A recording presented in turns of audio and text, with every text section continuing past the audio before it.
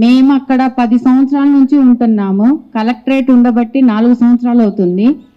Collectorate ముందొచ్చిందా మేము ముందొచ్చామా అంటే first మేమే ముందున్నాము. 10 ఏళ్ల నుంచి మేము అక్కడే ఉంటున్నాము. అది తెలుసుకోకుండా ఇప్పుడు వచ్చేసి కూల్చేశారు. ఇప్పుడు 10 ఏళ్ల నుంచి మేము అక్కడ ఉంటున్నప్పుడు మాకు కోర్టు ఆర్డర్స్ ఉన్నాయి, దాన్ని ఫాలో అవ్వండి అని మాత్రమే మేము అడిగాము. కోర్టు ఆర్డర్ ద్వారాగా మాకు కరెంటు నీళ్లు ఇవ్వండి అని ఉన్న ఆర్డర్ని వాళ్ళు ఫాలో అవ్వలేదు. రోడ్లు వేపించండి అనే దాన్ని ఫాలో అవ్వలేదు. నాట్ టు ఎంటర్ఫేర్ అని వాళ్ళు ఎంటర్ అవ్వద్దు, ఎవరు ఎంటర్ అవ్వద్దు అనే దాన్ని ఫాలో అవ్వలేదు. వాళ్ళు వచ్చారు, డోజర్లు తీసుకొచ్చారు, కూలగొట్టేశారు. కోర్టు ఆర్డర్లను కూడా ఫాలో అవ్వని ప్రభుత్వం అనంటే కాంగ్రెస్ ప్రభుత్వం అనేది చెప్పుకోవాల్సి వస్తుంది. ఇప్పుడు డోజర్ల ప్రభుత్వం ఏది అనంటే కాంగ్రెస్ ప్రభుత్వం అని చెప్పుకోవాల్సి వస్తుంది. ఈ రోజు కూడా అంబేద్కర్ భవన్ లో ఉన్న వాళ్ళ మీద పోలీస్ దౌర్జన్యం జరుగుతుంది. అక్కడ ఇప్పుడు ఈ క్షణంలో కూడా అక్కడున్న వాళ్ళని బయటికి రానివ్వకుండా ఆపేస్తున్నారు. ఎందుకు ఆపేయాలి? భూదాన భూములు అనేవి పేద ప్రజలకు చెందిన భూములు అని చెప్పేసి 10 ఏళ్ల నుంచి మేము అడుగుతూనే ఉన్నాము, మేము అంటూనే ఉన్నాం. వాళ్ళని అడిగేది ఏంటి? మేము భూములు అడగలేదు, మాకు ఫెసిలిటీస్ కావాలి, మాకు కరెంటు నీళ్లు ఇవ్వండి అని మాత్రమే కోర్టు సైడ్ నుంచి ఆర్డర్ ఉంది, దాన్ని అమలు పరచండి అని మాత్రమే మేము అధికారులను అడిగాం. మేము ఏ పొలిటీషియన్స్ మేము అడగలేదు. కానీ అది ఆర్డర్ని కూడా ఫాలో అవ్వకుండా వాళ్ళు దౌర్జన్యంగా మా ఇండ్లు కూలగొట్టారు. ఇప్పుడు 62 ఎకరాల 7 కుంటల భూమి అనంటే 31 ఎకరం అని అంటున్నారు. 31 ఎకరం ఎట్లా అవుతుంది? 1954 నుంచి 1945 నుంచి మనకు పహాణి ఉంది. ఏమని? 62 ఎకరాల 7 కుంటల భూమి భూదాన భూమి అని. 62 ఎకరాల 7 కుంటల భూమి భూదాన భూమి ఉన్నదని 1895 మందికి పట్టాలు ఇవ్వడం జరిగింది బోర్డు. మరి ఆ భూమి పంచండి అని మేము 2014 నుంచి 18 వరకు అడగడం జరిగింది. అప్పుడు పేదోళ్ళు ఉన్నప్పుడు 2014 నుంచి 18 లోపైనా సరే వాళ్ళు పేదోళ్ళని గుర్తించి ఇవ్వాలి కదా.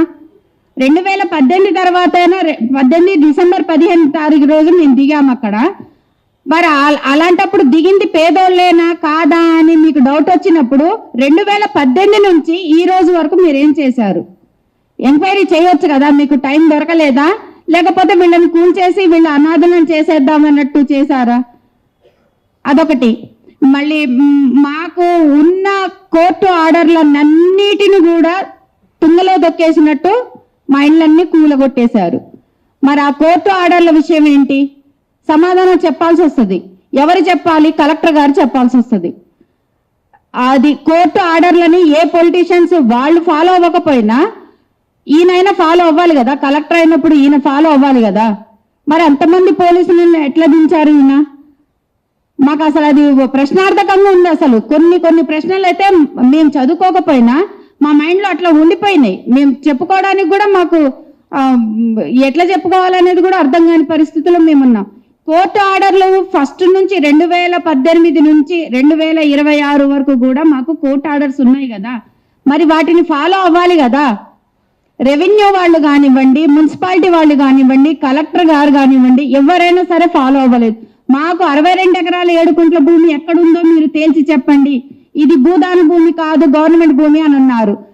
భూదాన భూమి గవర్నమెంట్ భూమి అయినప్పుడు భూదాన భూమి 62 ఎకరాల 7 కుంట్ల భూమి ఎక్కడున్నది? అది తేల్చి చెప్పమని చెప్పినాం. మేము దిగింది భూదాన భూమిలోనే మేము దిగాము. 62 ఎకరాల 7 కుంట్ల భూమి ఎక్కడున్నది అనేది తేల్చి చెప్పమన్నాము.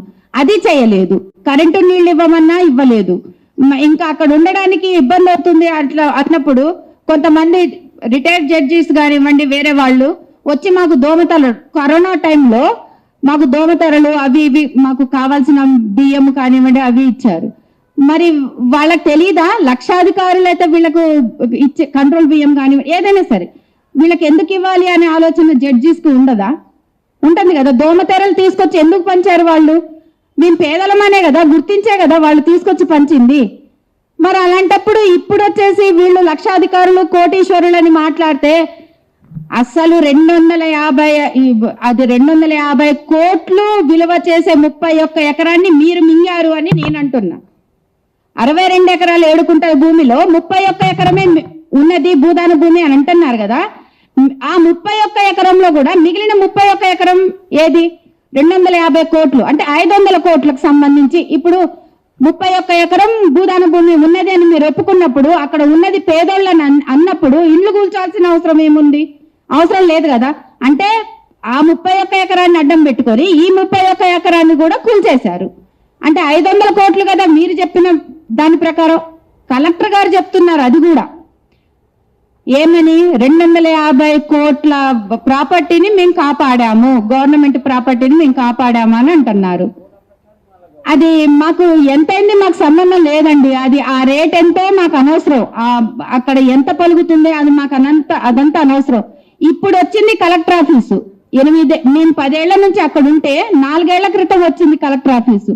ఆ తర్వాత కట్టారు విల్లాస్. అటు రహదారి అనేది ఒకటి పడుతుంది, అది ఇప్పుడు పడుతుంది, అది ఇంకా పన్ను కూడా లేదు. దానికి వాల్యూ పెరిగిపోయిద్దని మాలాంటి వాళ్ళని 1000 మందిని రోడ్డును వేసేశారు. రోడ్డును పడేసిన తర్వాత రోడ్డును పడ్డాక కూడా మా భూములు మాకే కావాలని మేము పోరాటం చేస్తున్నాం. ఎప్పటికైనా సరే, ఇప్పుడైనా సరే, ఎప్పుడైనా సరే ఆ భూములు మాత్రం మేము కంపల్సరిగా సాధించుకోవాల్సిందే.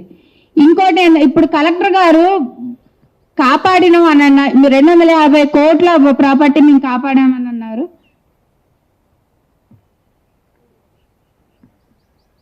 మా డిమాండ్స్ అలా ఒకటే, ఆ కలెక్టర్ గారు వచ్చి మాకు సమాధానం చెప్పాలి. మొన్నటి దాకా కూడా మేము రెవెన్యూ వాళ్ళనే అడిగాం, మా 62 ఎకరాలు ఎక్కడ ఉన్నది చెప్పండి అని.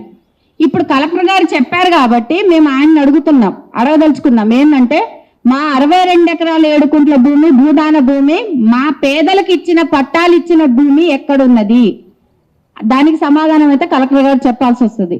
250 కోట్లని అని చెప్పడమే కాదు, 62 ఎకరాలు ఎక్కడ ఉన్నది అనేది మాకు తేల్చి చెప్పాల్సి వస్తుంది.